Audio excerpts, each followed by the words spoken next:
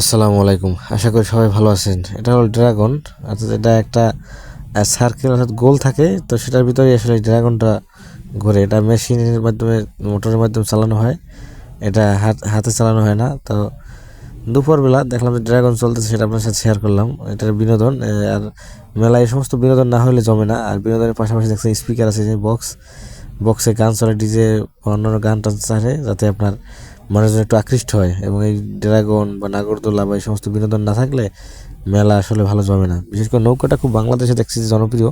যতগুলো মেলায় গেছি আমরা দেখছি যে নৌকাটা আছে, নৌকাটা খুব জমজমাট হয়।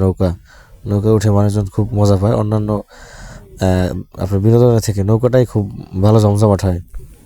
আর বিনোদন, যেই বিনোদনে আপনি ওঠেন না কেন, যে মেলায় যান না কেন, 50 টাকা নিচে কোনো বিনোদন নাই। সব জায়গায় 50 টাকা ফিক্সড রেট করা। আপনি যেটাই ওঠেন, নৌকায় ওঠেন, নাগরদোলায় ওঠেন, বা ড্রাগনে ওঠেন, বা হ্যানিসিংয়ে ওঠেন, সব জায়গায় সেম ফিক্সড প্রাইস 50 টাকা পিস। টিকিট কাটার পরে তারপরে আপনার এই সমস্ত বিনোদনে ওঠা লাগে, 50 টাকা করে টিকিট।